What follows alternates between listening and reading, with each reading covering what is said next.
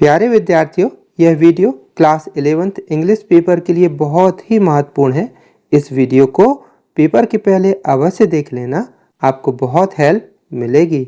आशा है आप हमारी बात समझ ही गए होंगे और शेष पेपर की बात मिला भी लेना।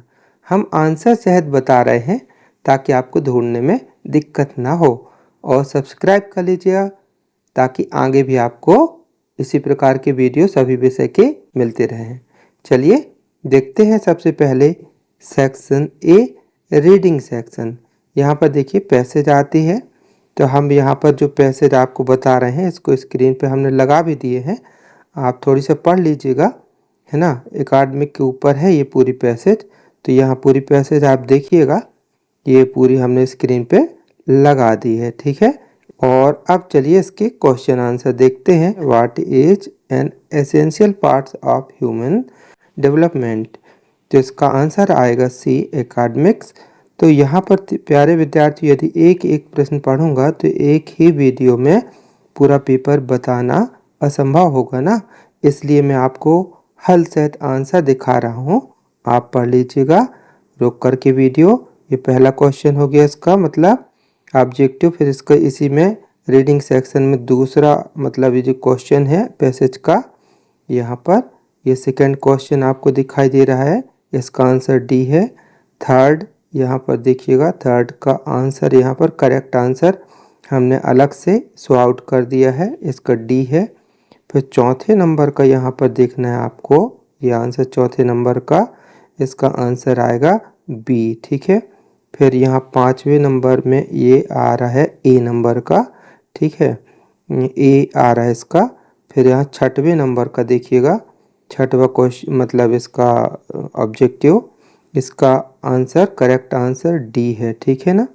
फिर यहाँ देखना आपको ये सातवां, तो सातवीं का करेक्ट आंसर ए है, ठीक है, टू सी द वर्ल्ड। फिर इसमें अब आठवें नंबर का देखना है आपको यहाँ पर, तो इसका आंसर आ जाएगा बी, 100 ईयर्स, ठीक है। फिर इसका नौवां ऑब्जेक्टिव है ये, इसका करेक्ट आंसर है बी, कॉमन, ठीक है। इसके बाद ये 10वें नंबर का ऑब्जेक्टिव है, इसका सही करेक्ट आंसर हो गया सी नंबर का, ठीक है, सी। अब यहाँ पर आपको सेकंड पैसेज देखना है, यहाँ देखिएगा सेकंड पैसेज, ये आपके एंट के ऊपर है, चीटी के ऊपर पूरी एक पैसेज लिखी हुई है, रीडिंग स्किल की है। तो ये पूरी पैसेज आप देख लीजिएगा और हम इसके जो ऑब्जेक्टिव है वो बताते हैं, है ना। तो दो पैसेज हम बता रहे हैं, बहुत ज़्यादा इम्पोर्टेंट है। यहाँ देखिएगा इसका अब सही विकल्प में पहला है ना, तो पहले में इसका करेक्ट आंसर आएगा सी, ठीक है। अब इसके बाद सेकंड इसका सही करेक्ट आंसर आएगा ए। फिर इसके बाद थर्ड है, थर्ड में इसमें आएगा सी, ठीक है ना। फिर यहाँ पर फोर्थ इसका करेक्ट आंसर डी आएगा। फिर इसका ये फिफ्थ नंबर का इसका करेक्ट आंसर बी है। फिर ये छठवा क्वेश्चन, इसका करेक्ट आंसर डी है। सातवां ऑब्जेक्टिव है, इसका करेक्ट आंसर बी आएगा। इसके बाद यहाँ आठवां, ये देखिएगा करेक्ट आंसर सी है। हमने यहाँ पर हल सहित बताया है। नौवां इसका करेक्ट आंसर यहाँ पर इसका आएगा सी, ठीक है। फिर इसके बाद है 10वां क्वेश्चन ये, तो इसका करेक्ट आंसर आएगा सी, ठीक है। तो ये दो पैसेज हो गई हैं। अब इसके बाद इसमें नोट मेकिंग भी आती है, यानी रीडिंग स्किल में जो सेकंड क्वेश्चन आता है एक पैसेज दी रहती है, हम यहाँ पर पैसेज लगाए दे रहे हैं। ये वाली पैसेज को आप पढ़ लीजिएगा और इसमें जो क्वेश्चन आया करते हैं, टाइटल लिखने के लिए आया करता है सुटेबल टाइटल, और नोट्स बनाने के लिए आता है ना। तो ये वुमेन्स एजुकेशन के ऊपर है ये, तो ये देखिएगा यहाँ से ये इसके आंसर हो गए। पहले इसका टाइटल देना है इस पैसेज का, तो आप लिख दीजिएगा ये वुमेन्स एजुकेशन इन इंडिया। फिर इसके आपको शॉर्ट नोट्स बनाना है, तो 1 2 3 4 पॉइंट पर आप इस प्रकार इसके ये पूरे बना सकते हैं नोट्स, ठीक है ना। ये हो गया। अब रीडिंग स्किल में ही सेक्शन ए में ही हम एक और नोट मेकिंग बता रहे हैं। ये एक चित्रकूट एक स्थल है, धार्मिक स्थल, उसके ऊपर यहाँ पर पैसेज दी गई है। इस पैसेज को आप देख लीजिएगा। तो इसको आपको टाइटल देना है, तो सीधा सीधा चित्रकूट ही इसका टाइटल आ जाएगा, आप देख सकते हैं, है ना। फिर इसके ये पॉइंट देना है, आपको नोट्स बनाना है। तो 1 है ना, पहले नंबर का ऐसे इंट्रोडक्शन टाइप से लिखना, फिर सेकेंड, फिर थर्ड, फिर फोर्थ नंबर का, इस टाइप से छोटे छोटे पॉइंट डाल करके आप लिख सकते हैं, ठीक है। तो ये हमने आपको चारों पॉइंट इसके बता दिए। तो इस प्रकार जो सेक्शन ए है वो कंप्लीट हो गया है। अब यहाँ से देखिएगा जो सेक्शन बी है, इसमें राइटिंग स्किल पर होता है राइटिंग। तो यहाँ पर आपको लेटर लिखने के लिए भी आता है और एप्लीकेशन वगैरह, है ना, और एक टॉपिक दिए रहते हैं, टॉपिक उसमें लिखने के लिए आता है। तो सबसे पहले देखिएगा कुछ लेटर या एडवर्टाइज। तो यहाँ पहला क्वेश्चन बनता है, यू आर चेतना पाल, है ना, Manish Nema, you went to let, you were 3 BHK flat. मतलब यहाँ पर ये कहा गया है कि एक मकान है आपका, उसको किराए से देना है, तो उसके लिए एडवर्टाइज दीजिए न्यूज़पेपर में। तो कैसे इसका आंसर देना है वो आप देखिए, कुछ इस प्रकार से हम आपको बता रहे हैं, ऐसा कुछ आंसर आप लिख सकते हैं। हमने यहाँ लिख भी दिया है, ठीक है। फिर इसी के बाद यहाँ पर एक नोटिस भी इसमें आती है लिखने के लिए, नोटिस भी। तो यहाँ पर एक नोटिस दिया हुआ है कि you are Vivek Gupta, you found a bag, यानी आपको स्कूल ग्राउंड में एक बैग मिल गया है, तो आपको एक नोटिस बोर्ड में उसकी सूचना देना है। तो ये आपको इस प्रकार से लिख देना है, ठीक है ना। ये नोटिस बोर्ड में इस प्रकार से सूचना दे सकते हैं। फिर यहीं से पोस्टर आया करता है लिख बनाने के लिए, है ना। पोस्टर बनाने के लिए वाटर कंजर्वेशन के ऊपर है ये, है ना, जल संरक्षण का। तो यहाँ पर इस प्रकार से बढ़िया इसको हमने जो पॉइंट मुख्य मुख्य लिख दिए हैं, आप इसको बढ़िया एक ब्लैक बॉक्स अच्छे से बना करके चौकोर सा डिब्बा, उसमें अच्छे से पोस्टर डिजाइन कर सकते हैं, ये वर्ड उसमें लिख सकते हैं, ठीक है। ये जो दिख रहे हैं इनको लिख सकते हैं। फिर यहाँ पर शिकायती पत्र आया करता है, लाउड स्पीकर बज रहा है तो उससे आपको डिस्टर्ब हो रहा है, तो कलेक्टर को पत्र लिखने के लिए आया है। तो इस प्रकार से आप उसको यहाँ लिख सकते हैं, ठीक है। ये पूरा लेटर है, आप इसको देख लीजिएगा, है ना। स्क्रीनशॉट ले करके आप इसको अच्छे से पढ़ सकते हैं। फिर इसके बाद यहाँ पर इनफॉर्मल लेटर में, मतलब मित्र को पत्र या पिताजी को पत्र में, तो यहाँ मित्र को पत्र, मित्र के लिए पत्र आया है ना। यहाँ पर एग्ज़ाम की प्रिपरेशन के बारे में बात करी गई है, तो ये लेटर को आप देख लीजिएगा, ठीक है। ये ठीक है। फिर इसके बाद यहाँ पर आर्टिकल भी आया करते हैं, तो ये लेटर के बाद आर्टिकल देखिएगा। आर्टिकल यहाँ पर आर्टिकल या पैराग्राफ राइटिंग 120 शब्दों में आते हैं। तो यहाँ पर इम्पोर्टेंस ऑफ ट्री, ट्री के ऊपर यहाँ पर आपको पैसेज लिखना है, मतलब पैराग्राफ लिखना है। तो ये हो गया इसका पूरा, है ना। ये आप इसको नोट कर लीजिएगा, स्क्रीनशॉट लगी हुई है, आप देख सकते हैं। और इसकी स्क्रीनशॉट ले करके आप नोट भी कर लें यदि नहीं है आपके पास तो। फिर यहाँ पर सेकंड रिपोर्ट राइटिंग है ये, है ना। यहाँ पर रिपोर्ट राइटिंग, स्कूल मैगजीन में एनुअल स्पोर्ट्स का एक मीट हुआ है, तो उसकी रिपोर्ट राइटिंग करना है आपको पत्रिका में लिखने के लिए। तो कुछ इस प्रकार से आप लिख सकते हैं, ठीक है। तो यहाँ पर हमने इतना आपको, मतलब सेक्शन बी जो राइटिंग स्किल होता है उसके ऊपर हमने यहाँ पर बता दिए। राइटिंग स्किल में आप इन्हें भी देख सकते हैं कुछ यहाँ पर आर्टिकल और पैराग्राफ में, जैसे value of games and sports, यहाँ से अगर कोई ऐसे आ जाता है उसे भी आप बना सकते हैं, इसलिए बता रहे हैं हम आपको। तो ये आपको हो गया value of games and sports, ये पूरा है, इसको देख लेना है आपको। फिर यहाँ पर देखिएगा पॉल्यूशन प्रॉब्लम, है ना।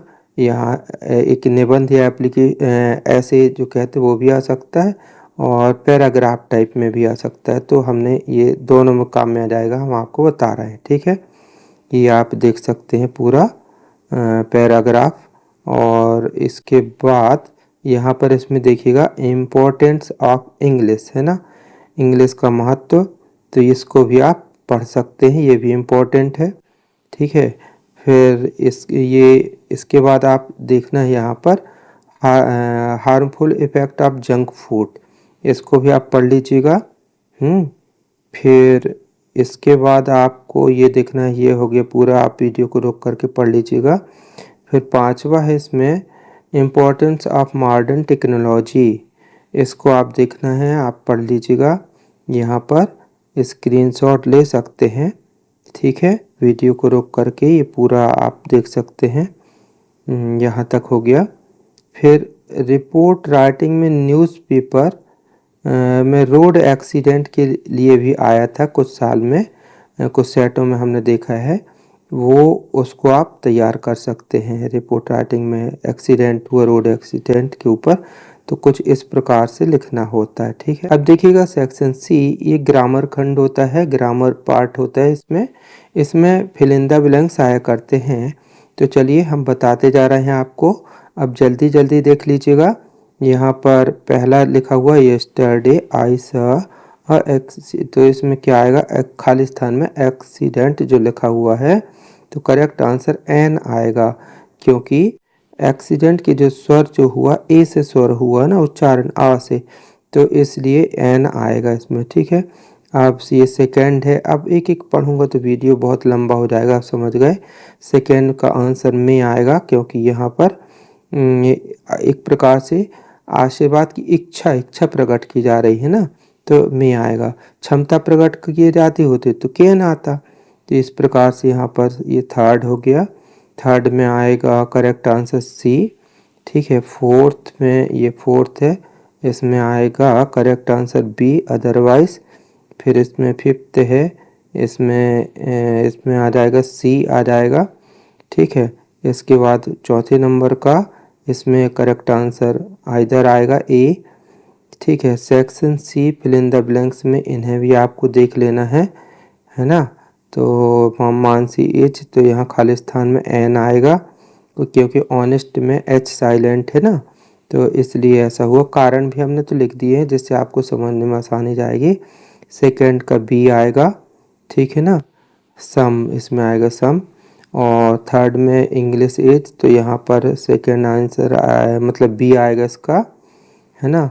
फिर इसके बाद यहाँ पर चौथे में आ जाएगा बी प्लेइंग। ठीक है, यूज्ड टू को पहले मतलब प्लेइंग आईएनजी ही लगा करके वर्ब के साथ आती है। पांचवा देखिएगा, पांचवा में बी आएगा, है ना, अपॉन। तो फिर इसके बाद छठवा है, छठवा में करेक्ट आंसर बी आएगा, बट। विरोधाभासी शब्द को जोड़ने के लिए बट का ही प्रयोग होता है। अब इसमें जो ग्रामर सेक्शन में डू इज डायरेक्टेड आया करते हैं, यानी कोष्टक में कुछ निर्देश लिखा रहता है, उसके अनुसार वाक्यों में करना पड़ता है। तो जैसे पहला लिखा हुआ, she does not like him, change into affirmative without changing in the meaning, यानी अफर्मेटिव सेंटेंस में बदलना है जबकि वाक्य का अर्थ न बदले। तो इसका आंसर आ जाएगा सी डिसलाइक हिम। अब इस प्रकार से आप सब पढ़ लीजिएगा, ये सब इम्पोर्टेंट है, वीडियो को रोक करके आपको पढ़ लेना है, आराम आराम से पढ़ लीजिएगा। ठीक है, तीसरा हो गया, ये चौथा है यहाँ पर। फिर इसमें चौथा के बाद यहाँ पर देखना है आपको ये पांचवा क्वेश्चन, सो दैट का प्रयोग। ठीक है, इसके बाद ये छठवा क्वेश्चन हो गया, है ना। यहाँ पर इसको करेक्ट आंसर ये इसका सी आएगा, नाउन क्लास। फिर सेक्शन सी में ही डू इज डायरेक्टेड में आपको ये देखना है, यहाँ पर change into negative, C he does work, तो आ जाएगा he does not do work, है ना। तो इस प्रकार से आप इसके सेकेंड ये हो गया, Garima shut the door, change the voice करना है ना। तो the door was shut by Garima आ जाएगा। इस प्रकार आप देख लीजिएगा। थर्ड हो गया ये सो दैट का। फिर ये फोर्थ, है ना। यहाँ पर फिर देखिएगा फिफ्थ नंबर का ये हो गया, और ये छठवें नंबर का ये हो गया। इस प्रकार से हमने आपको यहाँ पर सेक्शन सी ग्रामर के भी जो प्रश्न बनते हैं वो आपको बता दिए हैं। अब देखिए यहाँ से सेक्शन डी शुरू होता है, टेक्स्ट बुक पर आधारित होता है ये आपके। तो यहाँ एक प्रकार से एक्सट्रैक्ट दिया है, पैसेज जैसे दिया है ना, पैराग्राफ जैसे लिखा है। इसको आपको पढ़ना है और इसको पढ़ने के बाद इसका आंसर देना है। हम स्क्रीनशॉट पर ये जो एक्सट्रैक्ट है उसको हमने यहाँ पर लगा दिया है। अब यहाँ बता रहे हैं, देखिए। तो यहाँ पहला है ना, तो जो what does the article 48 of the, है ना, तो इसका जो आंसर आ जाएगा दोनों डी नंबर का आएगा, यानी बोथ ए एंड बी, है ना। करेक्ट आंसर लिखे हुए हैं, आप पढ़ लीजिएगा। सेकंड का करेक्ट आंसर ए आएगा, ठीक है। यहाँ क्यों आएगा इसकी व्याख्या भी हमने कर दी है। थर्ड नंबर का इसमें आंसर आएगा बी, है ना। और फिर इसके बाद ये फोर्थ नंबर यहाँ देखिएगा, इसका करेक्ट आंसर आएगा बी। और फिफ्थ नंबर इसमें करेक्ट आंसर आएगा डी, ठीक है। अब इसके बाद फिर इसमें सेकंड जो एक्सट्रैक्ट है उसमें यहाँ पर ये देखिएगा हमने स्क्रीन पर लगा दिए हैं। इसके जो क्वेश्चन आंसर हैं वो अब आपको बता रहे हैं। तो क्वेश्चन आंसर देखिएगा जल्दी जल्दी। ये पहला का करेक्ट आंसर सी आएगा। फिर सेकंड यहाँ से देखिएगा, सेकंड का करेक्ट आंसर सी है। फिर यहाँ थर्ड का करेक्ट आंसर बी है। फिर ठीक है, अब यहाँ पर इसके बाद है, फिर यहाँ पर फिर एक्सट्रैक्ट आती है। ये स्नैपशॉट से ली गई है और यहाँ पर हमने स्क्रीन पर थोड़ी सा इसको शो कर दिया है। अब इसके क्वेश्चन आंसर हम आपको बता रहे हैं। तो क्वेश्चन आंसर यहाँ पर देखिएगा, इसका आएगा पहले में आएगा यहाँ पर how was the new born child, तो इसका बी आएगा, ठीक है ना। बी करेक्ट आंसर है। फिर इसके बाद है सेकंड का करेक्ट आंसर डी है। फिर थर्ड का करेक्ट आंसर बी है। फिर यहाँ पर ये फोर्थ का करेक्ट आंसर डी है, ठीक है। अब इसके बाद यहाँ पर शॉर्ट आंसर आया करते हैं, ये बहुत ज़्यादा इम्पोर्टेंट है, इनको देखिएगा। जैसे यहाँ पर पहला लिखा हुआ है ना, तो ये सब इसके आंसर भी हमने यहाँ पर लिख दिए हैं। सेकंड जो लिखा हुआ है हु वाज द नोरबू, तो ये आंसर पूरा दिए गए हैं। इतना आप यहाँ पर दूसरा और ये तीसरा भी दिखाई दे रहा होगा। अब इसके बाद आगे देखते हैं। अब यहाँ देखिएगा, answer the following question from hornbill से आपको यहाँ पर जो क्वेश्चन आते हैं 30 वर्ड में, तो ये हम आपको सिलेक्टेड जो इम्पोर्टेंट है वो आपको बता रहे हैं। तो पहला हो गया ये, ठीक है। पढ़ने पे वीडियो और लंबा हो जाएगा ना। पहला हो गया, देख लीजिएगा। सेकंड ये वाला देखना आपको, सभी सिलेक्टेड हैं, आपसे काफ़ी बनते भी होंगे, ठीक है ना। फिर यहाँ पर ये थर्ड हो गया। थर्ड के बाद यहाँ पर देखना है आपको ये फोर्थ, यहाँ पर ये दिख रहा होगा फोर्थ। फिर इसके बाद फोर्थ के बाद ये एक प्रकार से हमने अभी बता दिया है, पर ये अगर बड़े क्वेश्चन में आए तो इसको थोड़ी सी बढ़ा करके इस प्रकार से भी लिख सकते हो, वाज द नोरबू, ठीक है। अब यहाँ पर ये छठवां क्वेश्चन ये हो गया, ठीक है। अब लॉन्ग आंसर में और आपको देखना है, सेंटर आइडिया लिखने के लिए आया करते हैं। तो यहाँ पहला लिखा हुआ centre idea of the voice of the rain, तो इसका आंसर इस टाइप से आप लिख सकते हैं। पहला हो गया। दूसरा ये हो गया, ठीक है, describe the character of the grand mother, तो यहाँ पर इस प्रकार से आप लिख सकते हैं। इतना हो गया। सेक्शन डी में ही मतलब देखिएगा एक्सट्रैक्ट कुछ इनको भी पढ़ लीजिएगा। एक सेट में ये भी दिखे थे, और क्या है कि 4 सेट में भी पेपर बनते हैं, तो कोई भी सेट कहीं भी आ जाता है। तो अब यहाँ से देखिए उसके क्वेश्चन। तो पहला इसमें जो लिखा हुआ है, तो इसमें आ जाएगा हु इज़ मैरी, तो इसका करेक्ट आंसर डी है, ऑल ऑफ द एबव, ठीक है। सेकंड यहाँ पर देखिएगा, करेक्ट आंसर लिखते जा रहे हैं अलग अलग करके, आप पढ़ लीजिएगा। इसका सी करेक्ट आंसर है। थर्ड नंबर पे यहाँ पर देखिएगा, इसका करेक्ट आंसर है बी, कम आउट। और फिर इसके बाद है यहाँ पर फोर्थ, इसका करेक्ट आंसर सी है। फिर इसके बाद फिफ्थ है, इसका करेक्ट आंसर बी है।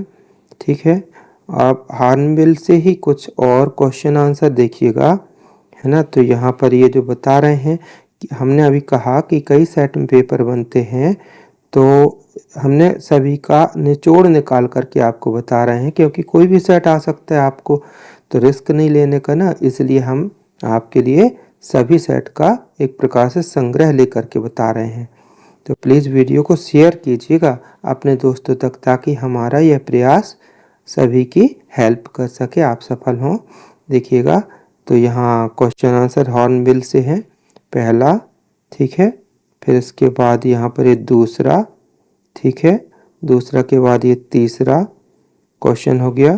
फिर यहाँ पर ये देखिएगा चौथा हो गया, है ना। फिर यहाँ शॉर्ट आंसर हॉर्नबिल से ही लिए गए हैं, पोएट्री सेक्शन से। तो यहाँ पर ये पहला आपको दिखाई दे रहा है।